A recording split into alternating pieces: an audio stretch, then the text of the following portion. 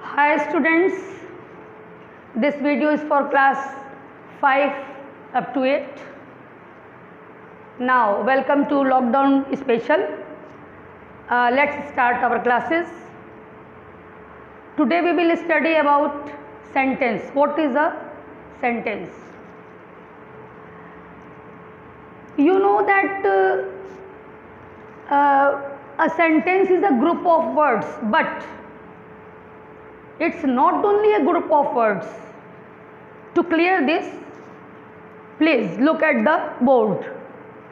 Here I have written group of words is, a, he, boy, good. This is a group of words, but we can't say it a sentence because its meaning is not clear, its meaning is not complete. So, I want to say that a sentence is a group of words that has a complete meaning, that has a complete sense. If we arrange these words in a proper manner, see, all the words are written here, but sequence is different. Here I have written, he is a good boy. This is a meaningful sentence. I get a complete sentence, complete meaning, meaningful sentence. So, this is called a sentence.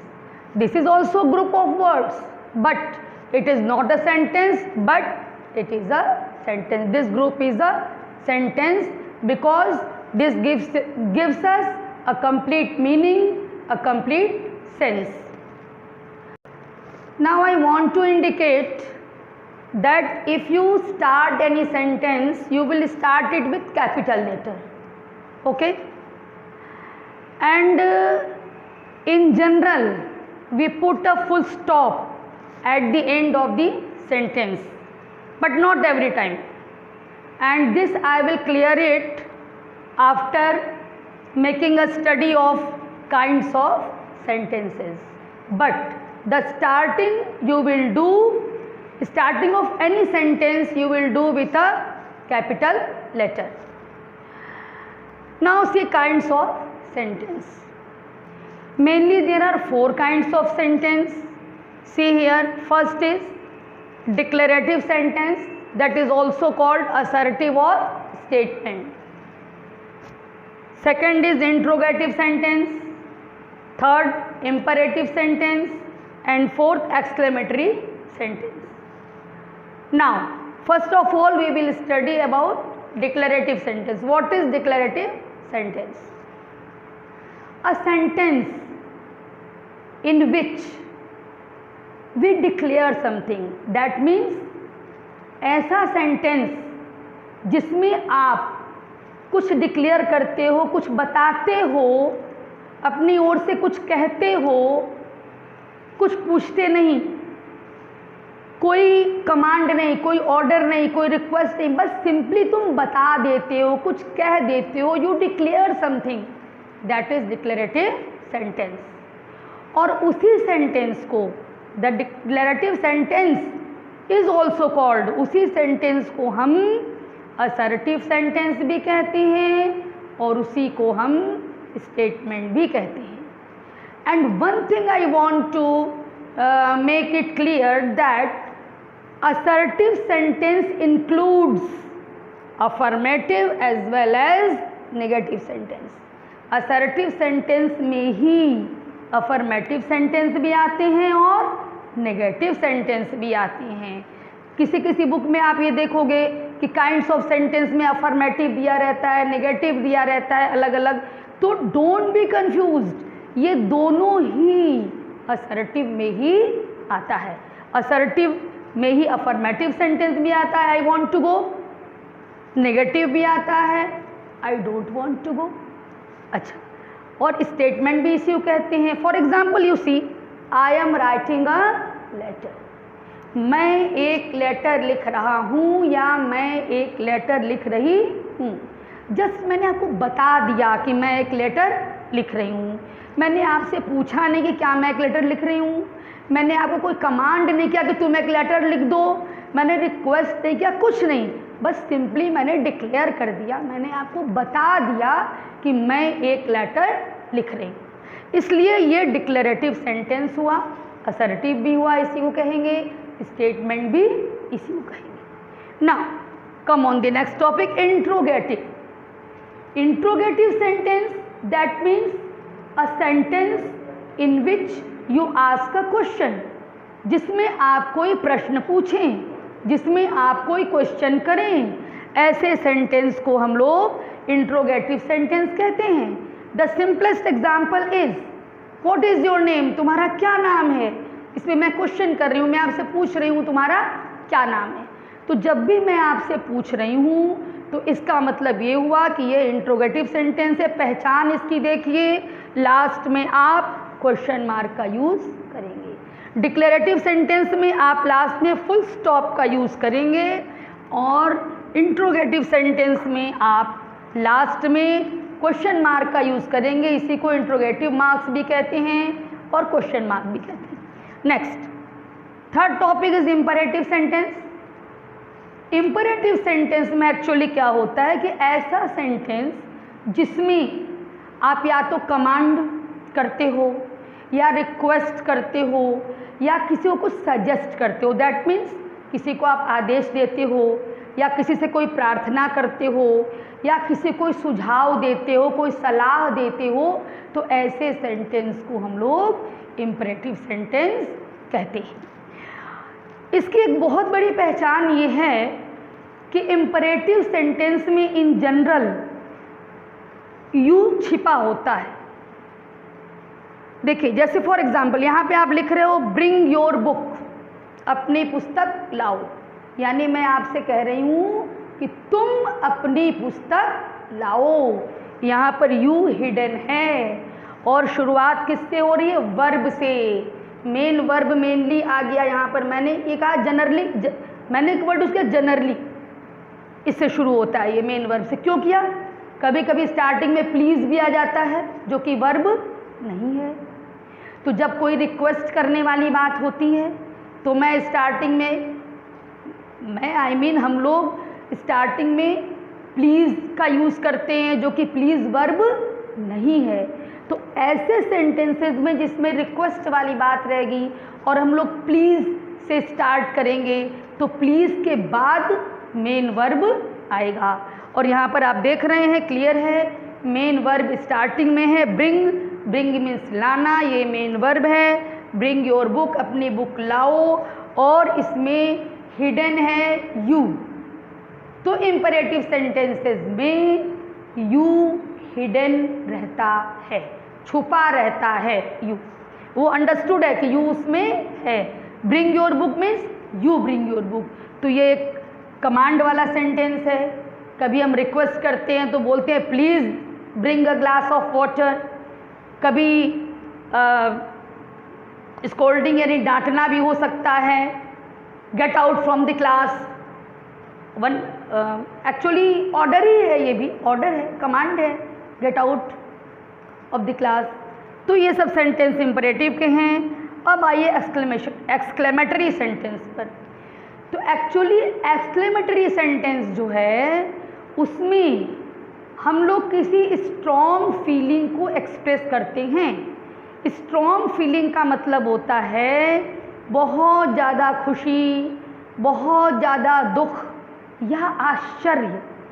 इस तरह की feeling जो है जब हम express करते हैं वो सेंटेंस एक्सक्लेमेटरी सेंटेंस होता है। For example, hurrah we won the match. Hurrah क्या है? आप ओवरजॉयड हैं। ओवरजॉयड मतलब बहुत ज़्यादा खुशी आपको है, आप बहुत ज़्यादा खुशी का एक्सप्रेशन कर रहे हैं कि हम लोग मैच जीत गए। ऐसे ही मान लीजिए कहते हैं एलाज ही डाइड। क्या है? ये बहुत ज़्यादा दुख है कि उसकी मृत्यु हो गई।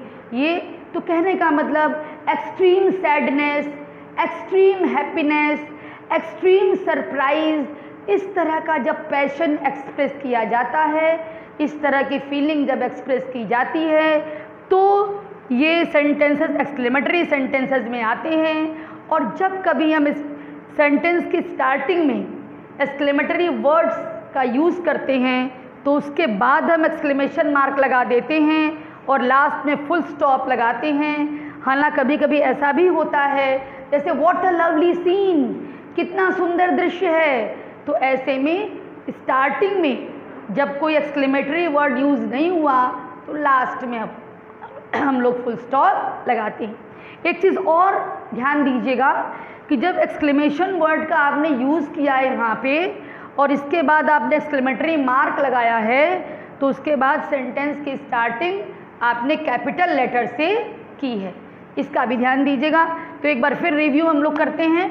डिक्लेरेटिव सेंटेंस में लास्ट में फुल स्टॉप, इंट्रोगेटिव सेंटेंस में लास्ट में क्वेश्चन मार्क, इंपरेटिव सेंटेंस में लास्ट में फुल स्टॉप, और एक्सक्लेमेटरी सेंटेंस में हम लोग यदि स्टार्टिंग में एक्सक्लेमेशन वर्ड आया तो उसके बाद एक्सक्लेमेशन मार्क और लास्ट में फुल स्टॉप। और यदि स्टार्टिंग में ऐसा कोई वर्ड नहीं है, जैसे कि हमने अभी एग्जांपल दिया व्हाट अ लवली सीन, कितना सुंदर दृश्य है, तो ऐसी कंडीशन में लास्ट में ही एक्सक्लेमेशन मार्क आएगा। Now students, come on the next topic. A sentence is made up of mainly two parts,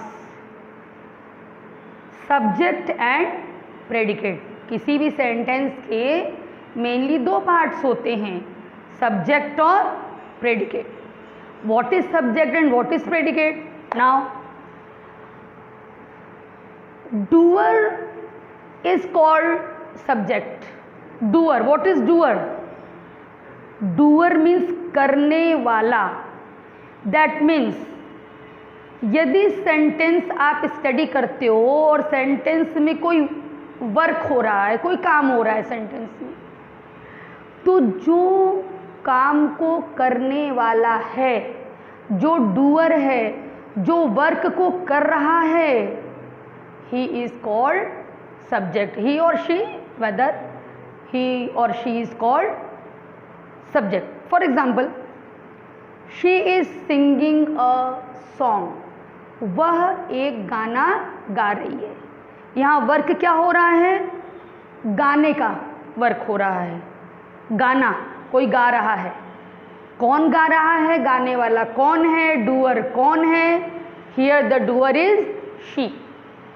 काम करने वाली she है. तो she क्या हो गया? she हो गया आपका सब्जेक्ट. ठीक है. बट ऐसा भी सेंटेंस आपके सामने आ सकता है जिसमें कोई वर्क ना हो रहा हो, तब आप कैसे डिसाइड करेंगे कि यहाँ पे सब्जेक्ट क्या है? For example, see the next sentence, Ravi is a good boy. Ravi एक अच्छा लड़का है. यहाँ पर कोई वर्क नहीं हो रहा है, कोई डूअर नहीं है, तब आप क्या कहेंगे? यहाँ पर सब्जेक्ट क्या है? Then about which something is said, जिसके बारे में कोई बात कही गई है. Okay, about which something is said, जिसके बारे में कोई बात की गई है, उसे ही हम सब्जेक्ट कहते हैं. For example, Ravi is a good boy. Ravi एक अच्छा बच्चा है. यहाँ किसके बारे में आप बात कर रहे हैं? रवि के बारे में बात कर रहे हैं. तो रवि यहाँ पर क्या हो गए? सब्जेक्ट हो गए. ठीक. अच्छा, what is said about subject? Subject के बारे में जो कुछ कहा जाए. ध्यान से सुनिएगा. What is said about subject? Subject के बारे में जो कुछ कहा जाए, दैट इज प्रेडिकेट. वही होता है predicate. Now see the example. She यहाँ पर सब्जेक्ट है और बाकी पूरा इज सिंगिंग अ सॉन्ग. ये क्या हो गया? ये हो गया प्रेडिकेट.